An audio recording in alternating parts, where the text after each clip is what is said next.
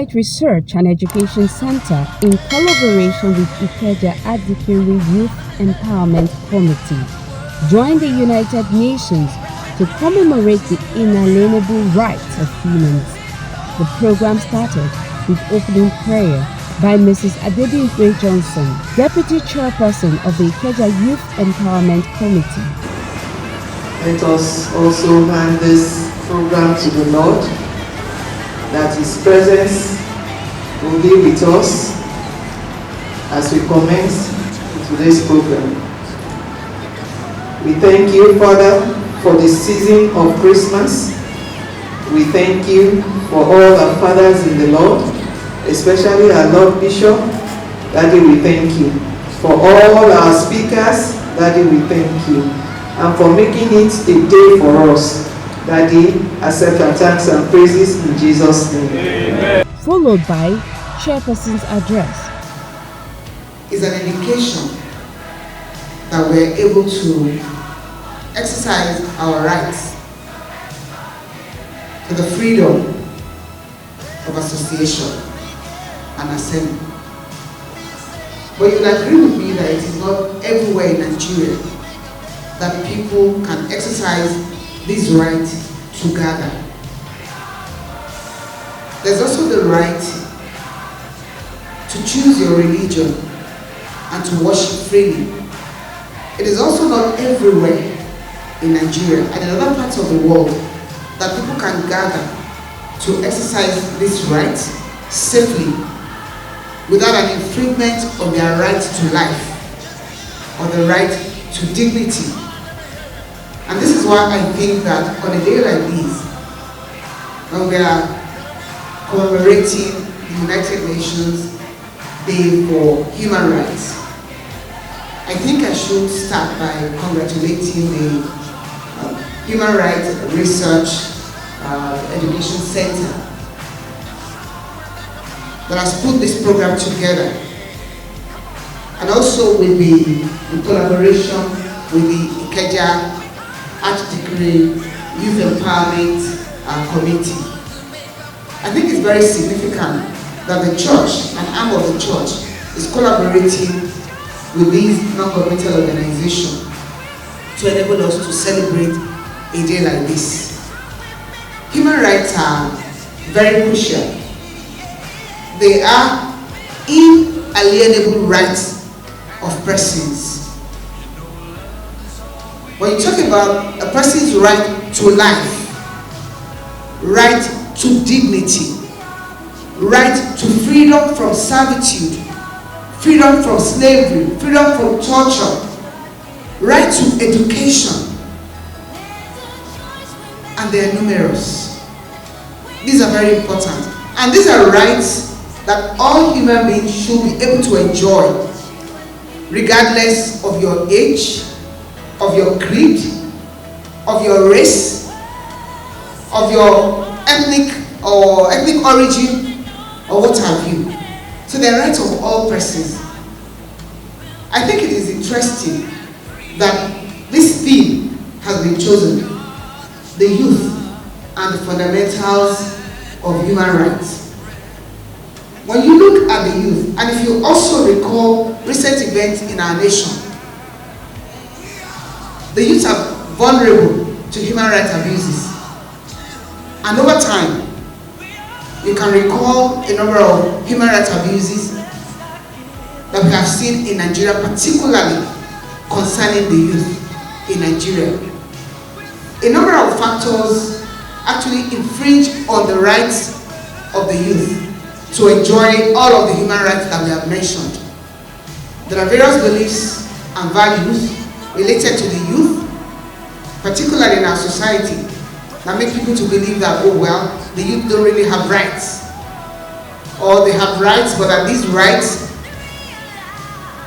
can be infringed because of certain beliefs, or because of certain values, or because of certain cultural practices. If you look at some of the things that happen to the youth, unemployment, underemployment, lack of opportunities to participate either politically or economically and so on, all these also infringe on their various rights. Today it's an ideal day to talk about all of this, and I'm delighted that the Human Rights Research and Education Center, in collaboration with that arm of the church, has already put together a number of speakers eminently qualified to speak to us on the theme, the youth and fundamentals of human rights. I just want to encourage us to listen and also to ask questions. I believe there will be opportunities to ask questions. In spite of these yearly celebrations, why do we continue to have human rights abuses in Nigeria? Why have the people gotten to a point that when their rights are abused, rather than seek redress, they just, because there's already a kind of resignation that they will not get redress, and so people do not seek redress when their rights have been abused. Why does this happen in Nigeria? Why do the youth throw up their arms in despair, particularly the youth, when their rights have been abused? Do they even know these rights? Are they aware of these rights?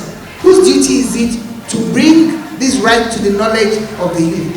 I want to believe that these and a lot more will be addressed by our speakers as we continue this program today. So I want to welcome you, and I also want to wish us a very good deliberation. Thank you. Reverend Olushola Odedeji, Bishop of Lagos West Anglican Communion, who was unavoidably absent in his goodwill message delivered by Venerable Kolawole Aribe, charged the youth to take their rightful position in the society.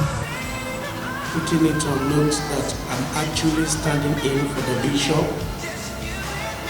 who will have been here in person. And if anyone is close to our diocese here, you know that one of the things that bothers me most is about the issue of the youth. And he's been investing so much. And so he has actually sent his greetings and also to ask for, tender his apology for not being able to make it. Whatever that has to do with youth, our bishop takes it as a priority. Having said this, I am delivering his message, and the message is quite short, and I will start it this way. You cannot fight battle you don't know. Neither you can win the battle you don't fight. You will all agree with me that one of the most popular slogans in our society today is about the issue of human rights, and of course the youth taking their rightful position in our society. But with the trend of things and the way it's going, we have also discovered that before our youth can take their right, there is need for reorientation. That is why I started by saying you can't fight battle you don't know. Because many of them, though very intelligent, well educated, yet many are lacking information. Information that will empower and strengthen them to be able to fight and take their right in the society. Many are not well guided, well informed, as per the issue of taking right. And that is why I said there is need for the orientation, so that we be able to inform them right how to go about it. And I want to also say here, like I've said, that issue of the youth taking right position today not only in our country, it is a matter of the world today. Global war, global matter. But then again, it is important to emphasize this in our own continent and part of the world that referred to as the third world. So that information is very, very needed through this orientation. And that is what bothers the church, our mind, to now say we just have to have a program of this nature, put them together, and also to have those we can call experts in this area that can inform them, all of us together, properly. Also, Venerable Kolawole Arire delivered his goodwill message. And why is the church also doing this? You will also agree with me that the church has a vital role to play in our society. Vital role to play. And of course, civilization also originated from the Bible. So Christianity has done so much as per development and civilization in the world today. And so the church should not relent in doing this. Secondly, the church is like a mouthpiece of the society today.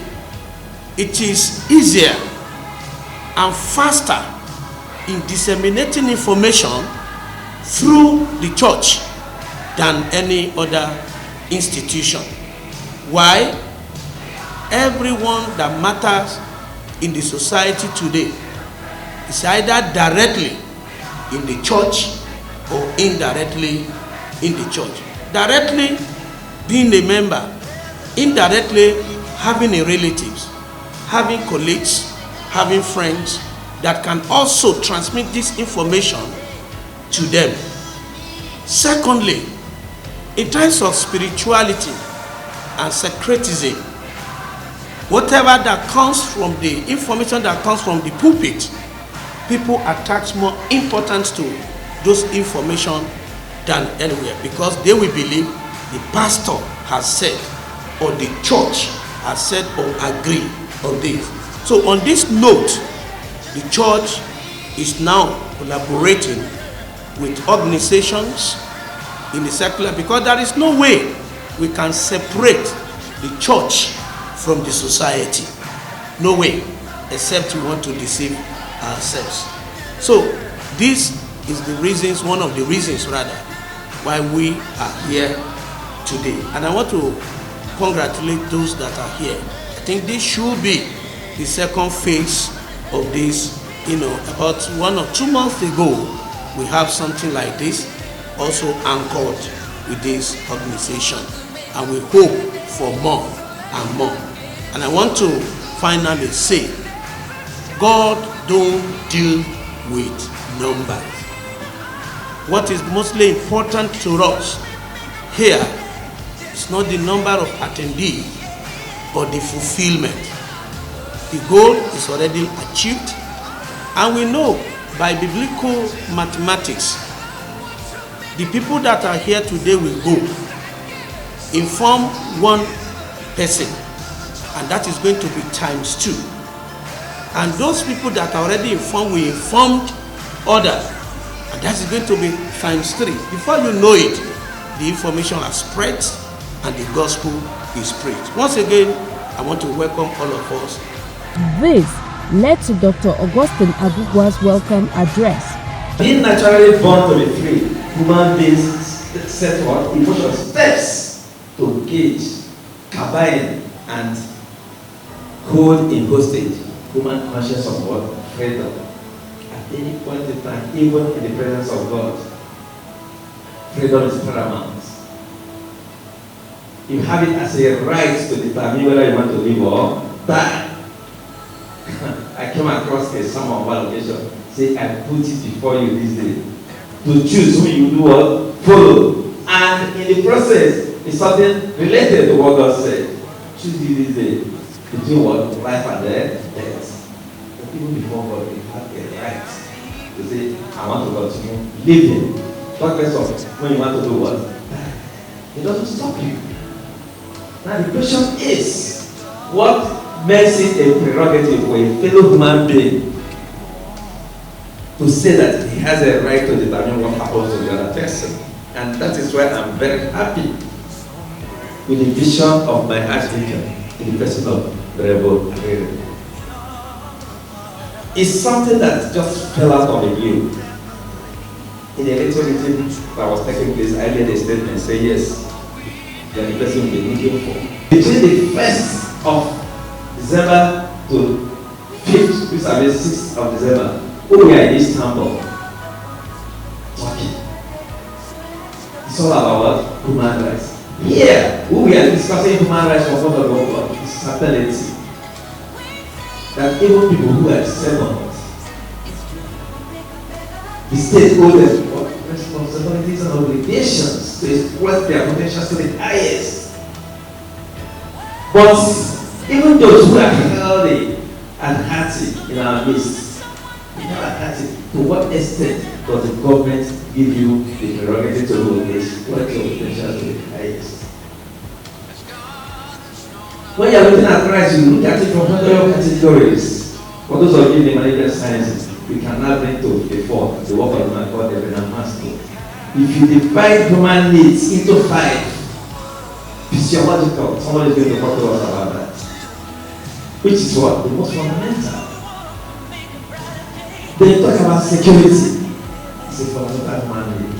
It's not just a need, it's a right.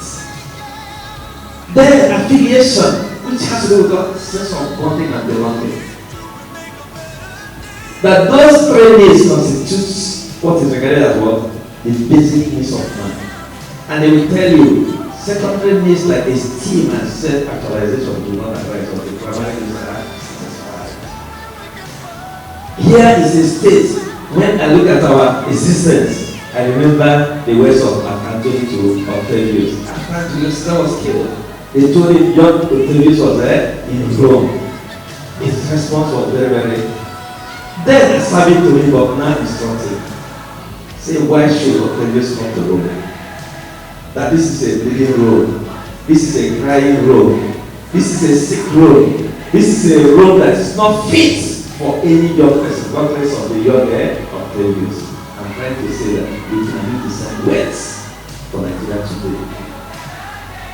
In Nigeria, where all the citizens have been the road of all what it takes to be human. So the concept of citizenship is working on. The Nigerian state does not actually make it possible for you to feel wanted.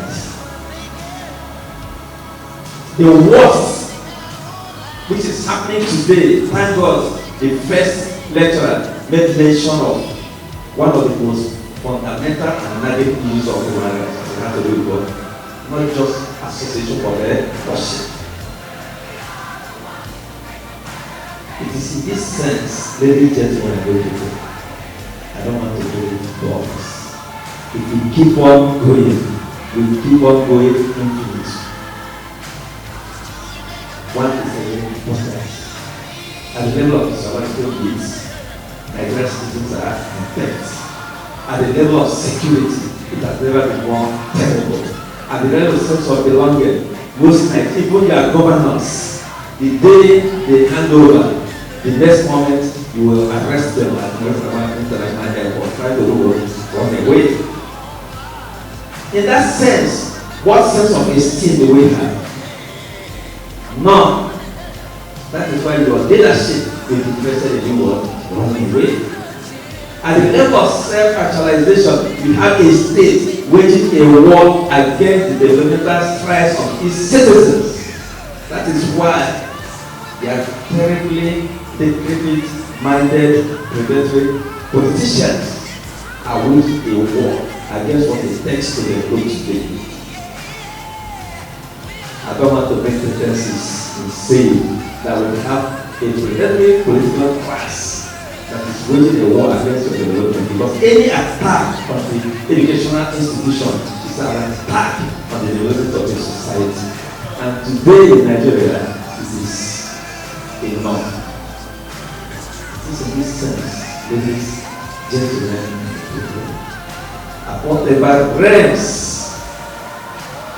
of discussion of human rights, which in due course as you listen to us, we are getting them at 30 different categories. This discussion is being carried out under the auspices of the Ikeja Academy Youth Empowerment Committee. And beyond collaborating with them, we are ready to take it to every realm, every node, every country of the Nigerian state to make Nigerians understand the best of the region. Thank you for this. And now the lectures begin. Freedom of worship as fundamental human right. Freedom of worship. Thank God that human rights has already been defined here by our chairperson. It is a right, an inalienable right, that every human has. It's a right, it's a universal right. Why it is human right is because it is universal. It belongs to all humans, have that right. But is it every human being that enjoys the rights? The answer is no. There are those who enjoy the rights more than others. But we have particular interest with the youth here, and that concerns freedom of worship. Now, who is a youth in this context? Because there are various definitions of youth. Someone will tell you 40, from which age to 40. Well, but the United Nations recognize, not disagree in any way with member states, recognizes that up to the age of 24, you are a youth. Not disagreeing with others who have gone beyond that actually to define a youth.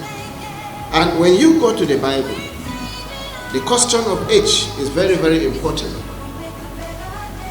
Since I'm a pastor, I make references with Bible. When you look at the book of Numbers, where Israel were numbered based on their murmurings, God said from the age of 20, all those who murmur were going to die. And when you see those who invade kingdoms or empires, they're very, very concerned about the age 20 and above. The reason is that is where the strength of every community lies. And because of that, they are a target. And that's why in this generation, our youth are a target.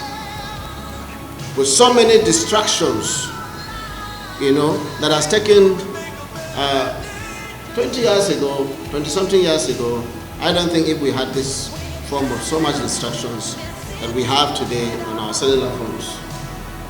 Definitely, but they are all for good. But then it's a target. How is this right now affecting the youth in terms of worship? Freedom of worship is enshrined in, I think, Section 18 of the International Covenant, United Nations Covenant on Human Rights. You will see it there that there's freedom of thought, freedom of conscience, freedom of speech, freedom of worship or religion. So when you talk about worship, you are talking about religion. And so everyone has the right to choose what or who to worship. It's a freedom. Teaching on gender have enormous implications for religious tolerance and persecution. Particularly those of us who are Christians, he was the first speaker talked about, the first speaker talked about, Professor Dangana talked about the fact that in our religion we need more of cohesion, that we have numbers. We have numbers, but we lack cohesion, I can tell you for free. So if someone is not a Catholic, is an Anglican, is from Redeem, and so now we are moving to the gender divide. So in some of our religious groups, there are issues around gender. Some tell us that it is us versus them. There are things women should not do, there are things men should not do. But we need to talk about this to really unpack it to see whether or not that is how it is in the Bible. So I will try to unpack some of this and what it entails. So we have a responsibility to drive conversations around them. That's why it came out here. And because it's not always a straightforward thing.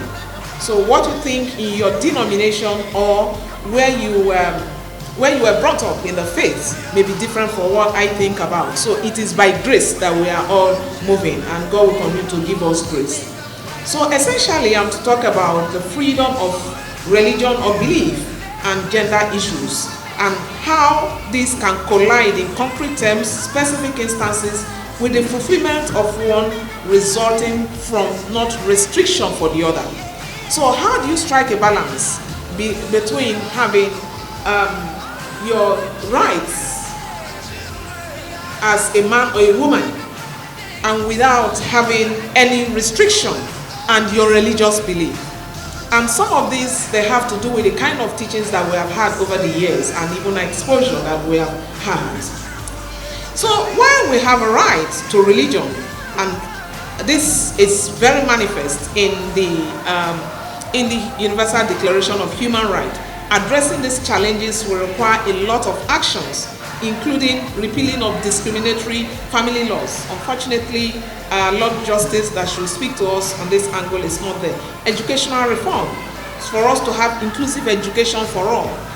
And also, the gender consequences of religious persecution. We should continue as religious leaders to talk about them. So all said, religious actors, we are not only victims or perpetrators of human rights violations, we are also staunch advocates of supporters of such rights, human rights, and that's why we are here.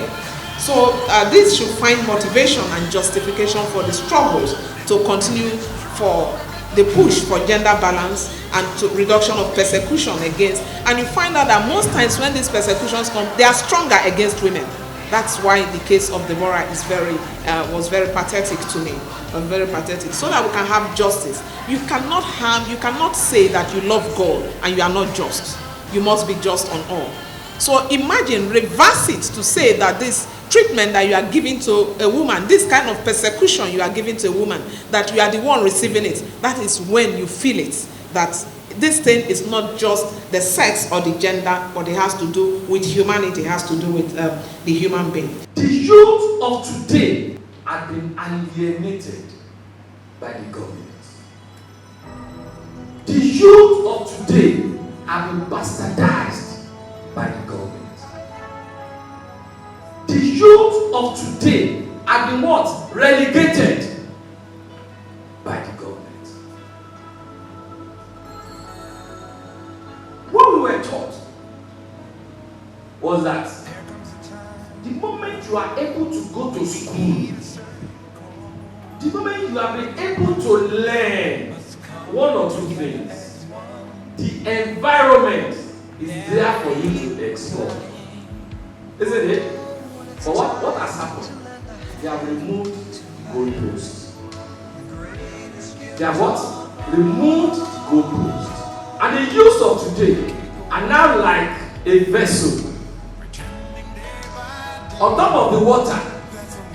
In my language, they call it Agbami. Who knows the meaning of Agbami here?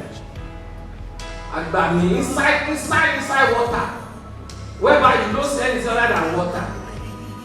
But then, unfortunately, they have removed compass that vessel will use to get to the shore. And that's the situation where Nigerian youths are today. Now the question is,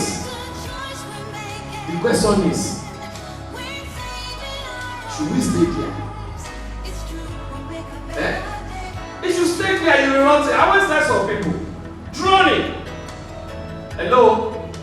Drowning is not by falling into the water, but by refusing to fly out, to swim out. Isn't it? When you mistakenly fall inside the river, you will drown if you refuse to make an effort to what? To swim out. I will also take you to the Bible again. But I won't finish it. You see it. Caleb. I think we all know the story of Caleb. They asked Caleb and some other people to go and look at the promised land because the Israelites were planning to go and take over the place and when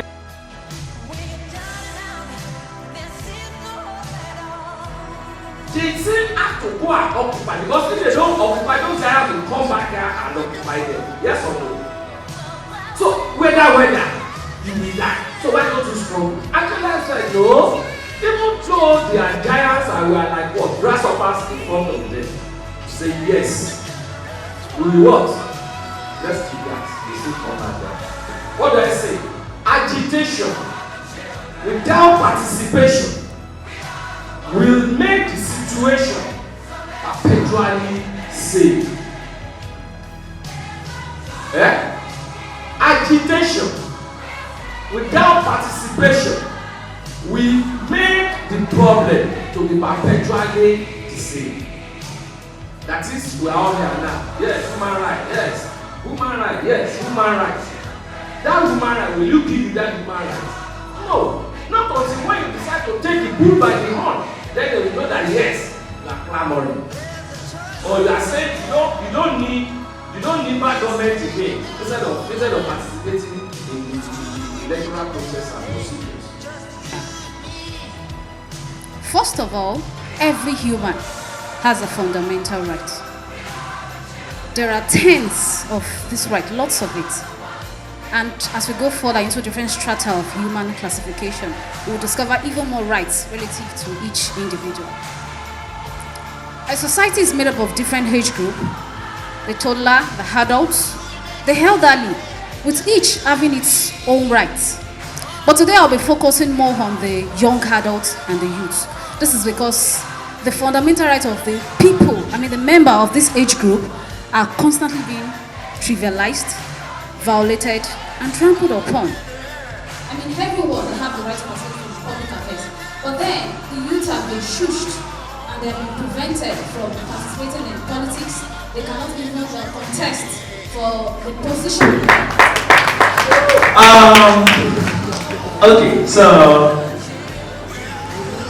the question in our front is, everybody's talking about human rights. Getting your rights. How can human rights bring us to peace? Because we should look for hope. And the first story is we live in the best time ever in the history of mankind. Oh, now we have Wi-Fi, we have internet. So when you were growing up, was there internet? Okay, I can remember MTN got to Nigeria August 7, 2001. That was the first day we got the first mobile network ever in Nigeria. 2001. August 7, 2001, that was when the MTN came. That progress aside to it. So, we live in a time that works well for us, so let's bring the fire along. Even the youth, the old, and the one of the middle age. Instead of us to keep working on personal preferences or focusing on personal preferences of others, I think it is time for us to find common grounds. I think that's the most important thing. And I want to ask something. Do you believe or do you agree with this sentence? Live and let live. If you agree with the word live and let live, please can you please signify? Okay. I'm not going to ask why you believe in it, because it doesn't matter. What really matters is you agree to the word live and let live. And there are two things we need to get into perspective. Most of the things we do, we base them on moral principle. But there is something we call the legal rule and the moral rule, and we need to distinguish them. Legal rule, when it's being violated, comes with consequences. And moral rule comes with also consequences. But what defines the legal rule from the moral rule is the kind of consequence that comes into it. If you define the moral rule, I just wish Justice Aruba is here today. I wish he's there in person. When someone kills another person, the person ends in jail or, in some cases, capital punishment. You are not supposed to pay. You're supposed to pay your tax, but you didn't pay your tax. You get fined, probation, restitution, and others. Those are formal consequences. But when you violate the moral rule, most times when you violate the moral principle, you might lose friends, you might lose your businesses, you might lose your standing in the community, and every other thing. So now, the both legal rule and the moral rule are very important, but we need to know with the boundaries between them. So let's dive into it a bit. The cost of achieving freedom and peace is separating even our own morality from the law. Are we ready to separate our morality, what we think is bad, because of our maybe cultural upbringing or religious upbringing, from what is actually legal? Are we willing to pay the cost? If we are not willing to pay the cost, what we are going to always be having is problem of character exchange all the time. Please switch. Okay. We will keep facing struggle between people with different moral views. When Prof was talking about the political scene of Nigeria the other time, get your PVC. I know some people are like, oh, you can't PVC. You can't PVC. She has that mindset of, get your PVC. And I was like, no. So, going back to what I was saying the other time, do we agree on the word, live and let live, and still we agree to it? It does not matter why we agree to it. But live and let live is about two things. One is describe a certain principle. And in another way, it talks about you living the golden rule. And if I ask this audience, what is the golden rule? Do unto others as you want others to do to you. It means you leave me alone and let me live my life the way I live it, and I will leave you alone. It means to be tolerant of others, even though what I'm doing does not go well with you. As long as I'm not trading or violating your rights, you should what? Leave me alone. And after accepting others, and I think it was Prof that mentioned it the other time, that we are all created equally. Yes, accepting that we are all created equally means a lot. So the plight of persons with disabilities all over the world, the plight of persons with disabilities has continued to evoke serious concerns, especially in developing countries, where PWDs live in a different world of rejection, discrimination, and deprivation. In advanced countries like America and Britain, government has been involved in establishing legal protection for PWDs, both in terms of training and employment, as well as social care, in order to make them relevant to themselves and to the society. For instance, in Britain, Rehabilitation and Employment Rights of PWDs is based on the Disability Discrimination Act of 1995. Under this act, employers of labor employing more than 20 workers are requested to ensure that at least 3% of the labor force are PWDs. Patrick Wadiani, CEO of Secure Aid Relief Foundation, Georgia, USA, delivered a speech via Zoom with the topic Constitutionalism, Human Rights and the Vulnerable Groups in the Global Context.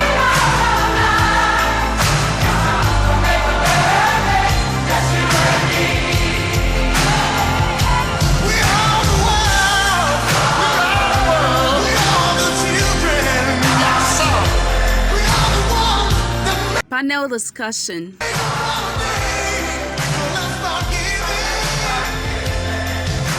Who has human rights?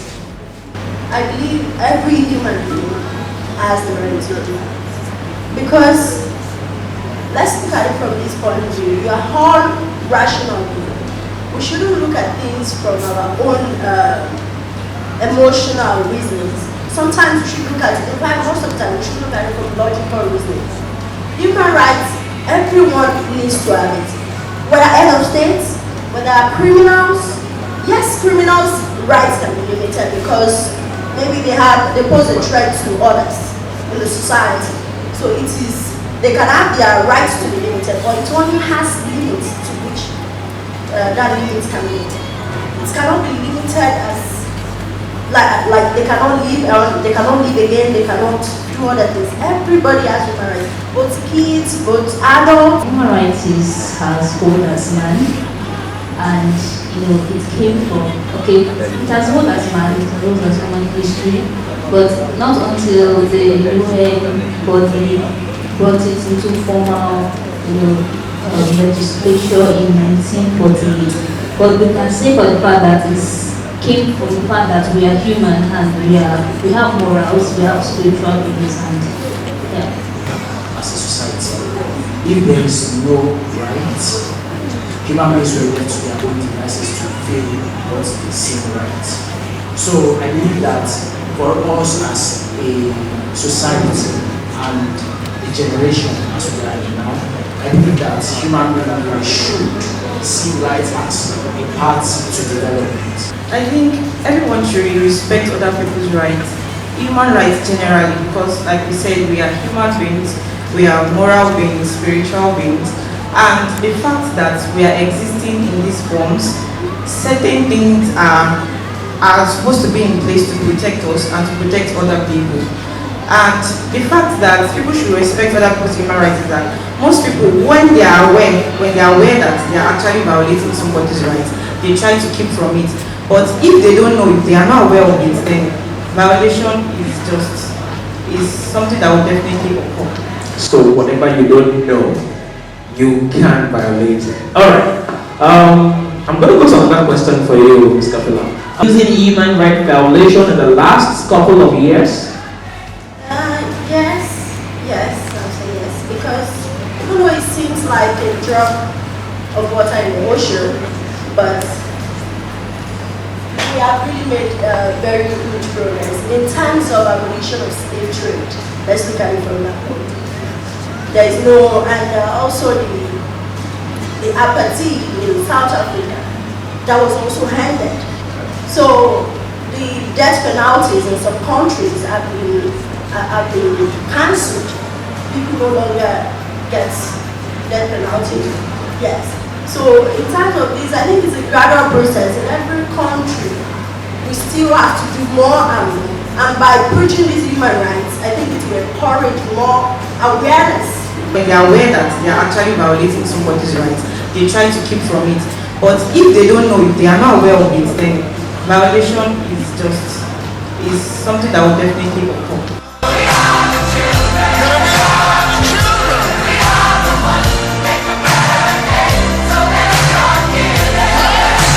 The event featured drama, film, presentation by the Youth Ambassador Precious Okoye, and red carpet event by Mary Jane West.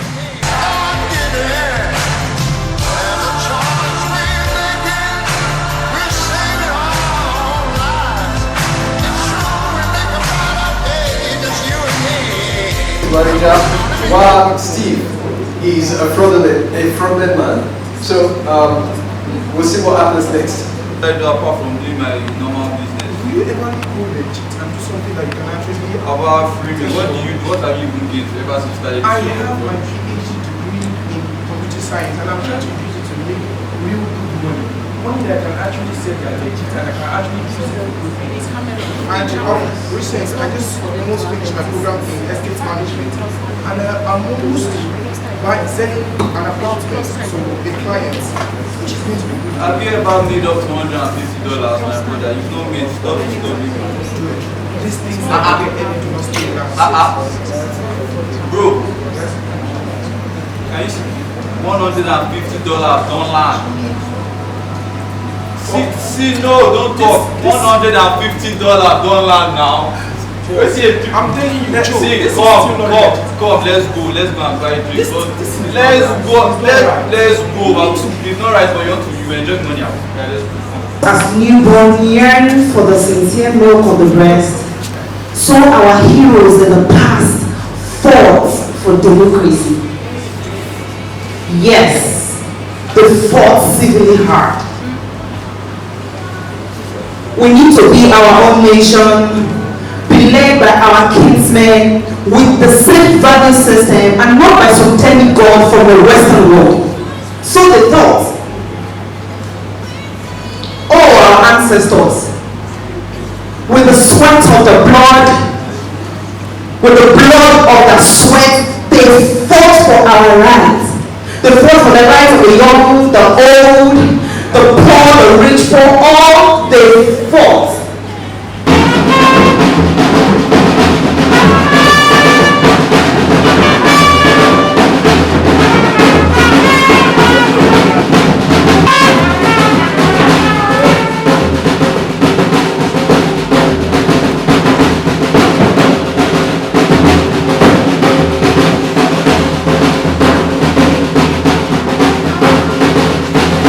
Impressed and so inspired and positively impacted by great things I heard today. I mean, I learned one or two things from the woman I heard that spoke previously, and then the theme of the event as well.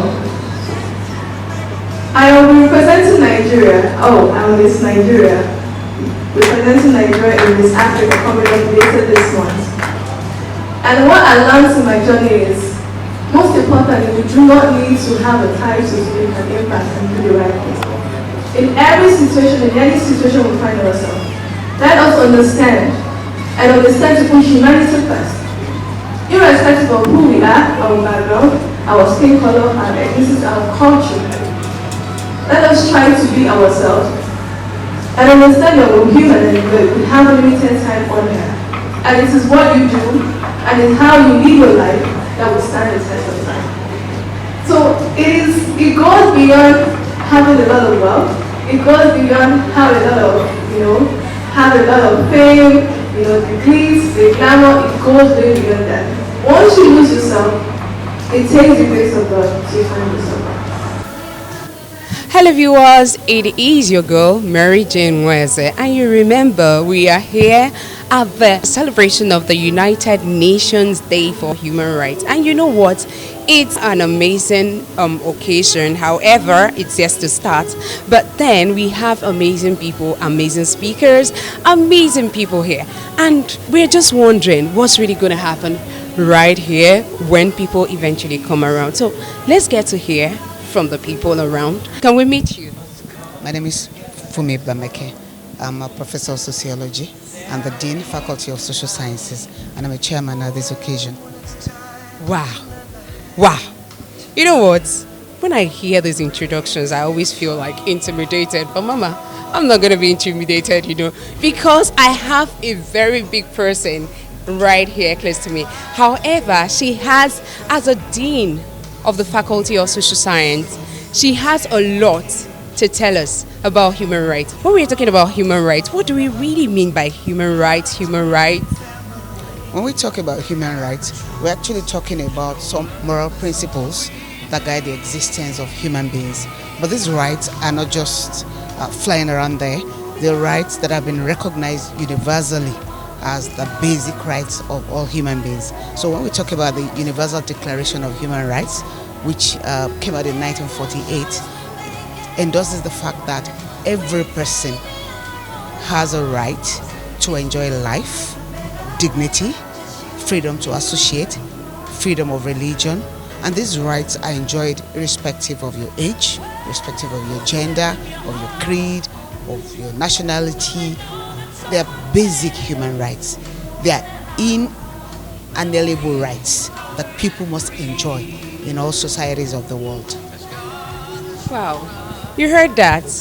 But sometimes I keep wondering, do I really know my rights? Can I really exercise it everywhere I go to? But I have a question bothering me. The question is, here in Nigeria, do you think the exercising your human rights is actually accepted here in Nigeria? It's a very good question, thank you.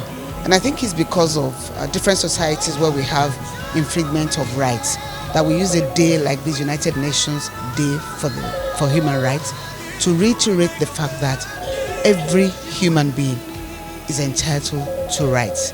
Now in Nigeria and some other countries, a lot still has to be done, particularly to protect the rights of people. These rights are enshrined even in the Constitution, even in the Nigerian Constitution. But it is correct to say that these rights are still being abused. In Nigeria, for example, human rights abuses abound. People are subjected to servitude, to slavery, to torture. They are denied all their rights to dignity, the right to their persons and to associate, even to have observed the religion they want and so on. The fact that these rights are being abused does not make it right. And it's not because the Constitution of Nigeria does not recognize these rights. These rights are inalienable rights and they are recognized by the Constitution. But in spite of that, human rights abuses still prevail. And I think it's a very good occasion to call on the government of Nigeria to ensure that the protection of the rights of citizens, is made paramount. All over the world, it is very important that people must be able to enjoy their rights. What do you hope to see in this program? What do you hope to see physically? Well, this particular program is a delight to behold because of the theme. It talks about the youth and fundamentals of human rights.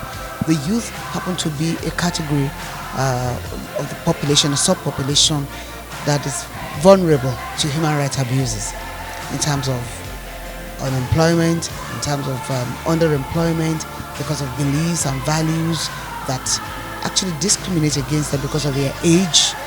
So I think it's a very important occasion to emphasize the fact that youth have rights and they must enjoy these rights. Oftentimes people talk about youth as leaders of tomorrow. It's not tomorrow. Tomorrow is here. Youth are leaders today and they must be able to enjoy their rights. They must be able to have the opportunity to develop their potentials. And that's why you will find a nation that will develop when the rights of the youth are protected. And when you have a nation that doesn't respect the rights of the young people, that is a nation that is going nowhere, because the youth constitute a very important segment of the population. And if you look at Nigeria, where the population is actually a youthful population, predominantly we have a very large youthful population. So it's very important to ensure that they have access to education, they have access to the quality of education, quantity of education, employment when they need, when it's time to be employed, and also to associate, the right to gather together, expression, and so on. I think this is going to be very interesting because we're talking about a segment of the population that is extremely important to the future of the nation. Wow, that's a beautiful one. Seriously, it's been a very interactive session with you and inspiring as well, because I've learned a whole lot right now. So thank you very much for being part of this program. Sometimes most people keep asking, what is human rights? I know my human rights. How do you exercise it? Do you think exercising your human rights that you can be heard here in Nigeria? But there is somebody very, very important that is here on this red carpet. Let's ask him those questions that have been bothering us. I believe he has so many answers to them. All right, please can we meet you, sir? Thank you so much. My name is Reverend Professor Emmanuel Shekarau Dangana. I am the rector of Light of Faith Theological Seminary, here in Lagos. I spoke on freedom of worship as fundamental human right. Coming to the religious setting here in Nigeria, do you think there is restriction in the church and worship actually? Because I won't say church, because if we're talking about worship, we're talking about both religion, that's Muslim, whether you're atheist, whether you're Christian and all of that. So do you think there is religious restriction of worship here in Nigeria? Actually, constitutionally, no. There is no religious restrictions. The chapter 4 of our constitution spells it very clearly. There's freedom under the freedom, human rights freedom. That there's freedom of conscience, freedom of thought, freedom of expression, freedom of assembly, freedom of worship, freedom of religion. So, as far as paperwork, the Constitution is concerned, we are at liberty to choose what you worship, who you worship, where you worship, and when you worship. There is no restriction. If there is restriction, this is a deliberate aberration. It is a deliberate usurpation of power, abuse of power by those who holds power. Constitutionally, there is no restriction. But come to it, we have a challenge in our constitution. The constitution has conflict, seems to be in conflict with itself. How do you mean being in conflict with himself? Yes. Itself, sorry. I want to believe that the lawmakers know very well. That is the bane of our problem in Nigeria in terms of freedom of worship or freedom of religion. So what is that particular? Okay. The Constitution has two ideologies. In the Constitution, we have the civil law. And right in the Constitution also there is a provision for recognizing a particular religion with a particular court. And so it becomes a problem because in trying to exercise their right of what is enshrined in the Constitution, recognizing their law, the Sharia law, the criminal court, and the civil law. So this has caused so much problem in the area of freedom of worship. Okay, so who is actually responsible for that? Well, it's very simple. The current constitution was handed over to Nigeria by the outgoing military junta in 1989. So it was a military constitution concocted by the ministry, smuggled in the other issues, ideologies inside. The Nigerians did not sit down representatively to say we, the people of Nigeria. So how do you think this can be altered? How do you think this could actually be changed to accommodate the religious rights of worship in Nigeria? I believe that everybody's hand must be on deck. People must rise to the challenge. The church, the Christians must not keep quiet. The problem we have in this is that the church lacks true leadership that will stand. There is a silence of conspiracy. There's supposed to be unity. If the church will break down the walls of denomination, like you heard the second lecturer, said, the denominational leaders must close their ranks and face the reality of the Constitution. What did the Constitution say? Did the Constitution show any kind of preference? Are we all equal in the Constitution? Or some are more equal than others? Is this Animal Farm? Okay, that was actually very funny, so I have to laugh out my heart, okay, so go ahead, sir. That's right. So the truth is that we must have a common front, a common voice. Break the denominational walls, the divides. The church must be one. And that's the essence of the book of Ephesians chapter 4. In giving out the fourfold ministry gifts. Jesus said it, that our work is to equip the church so that they can grow into maturity, to the unity of the faith. Until we are one in the faith, we will not win the war. Okay, so that's been a very insightful, inspirational, I should say,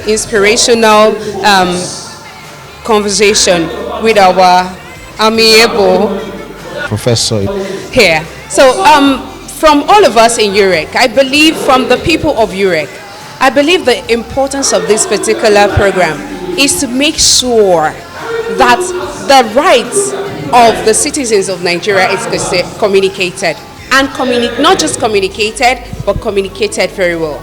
All right.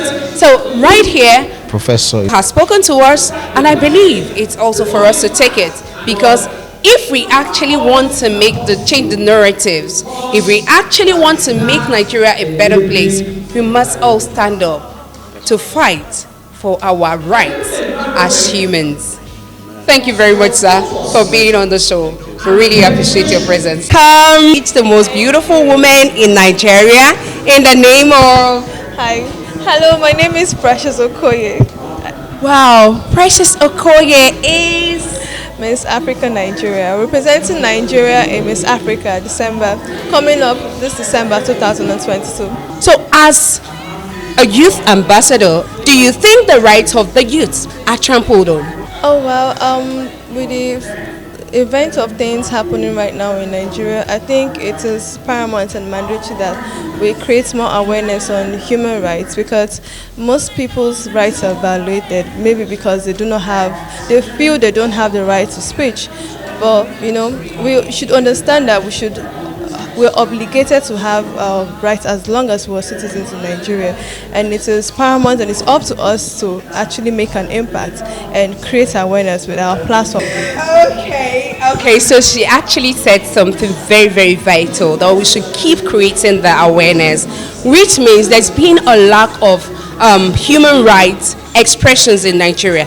And not just expressions, some people actually express their human rights violently. And some people okay, I'm not doing... How do you think we should express our human rights as youths? Because the way we express it, I don't know if that's applicable to you, really matters. I think it's a thing of balance. We have to understand and know how to manage people and know when to say the right things and always say the right things at the right time, And it's important we have to understand the psychological and the problem, the underlying problem, before we actually make a judgment. So basically, I think it's all about us humans understanding our fellow humans, understanding the place where they are coming from. The statement says that Nigerian youths are actually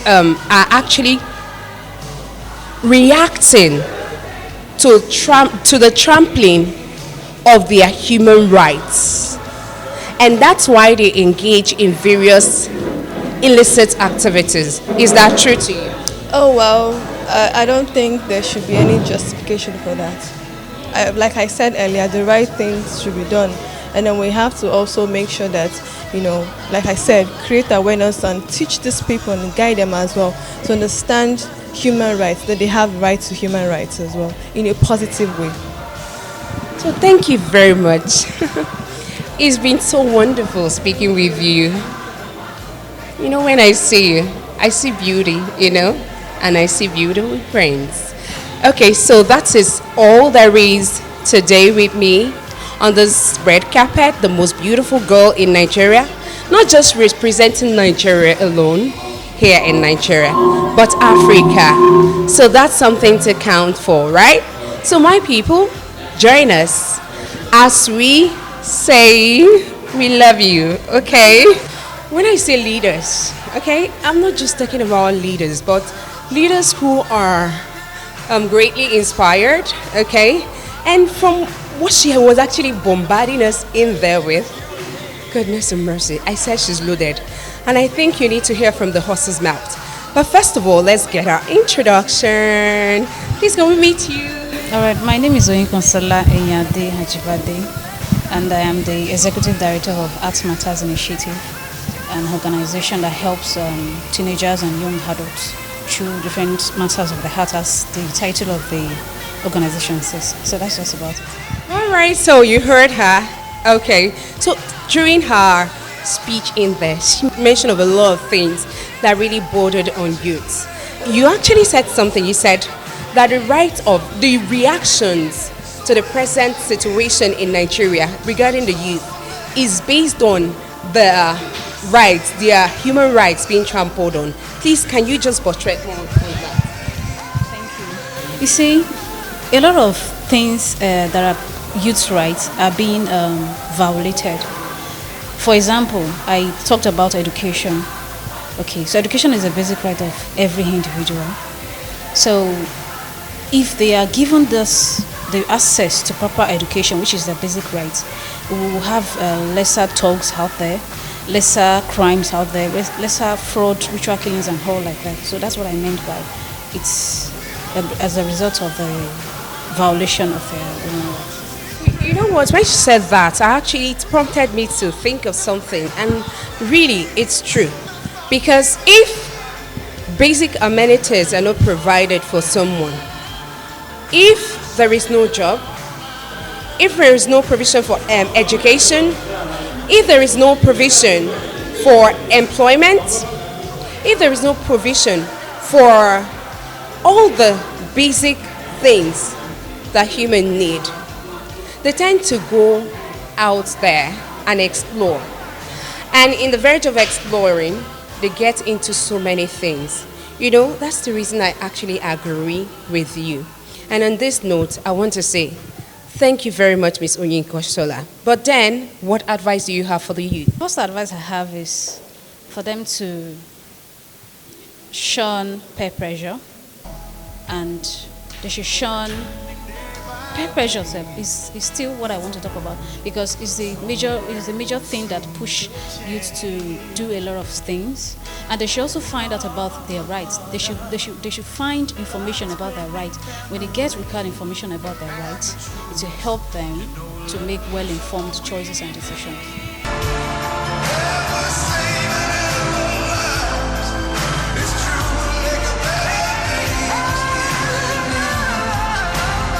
This led to the presentation of Award of Excellency to Makinde Olufemi.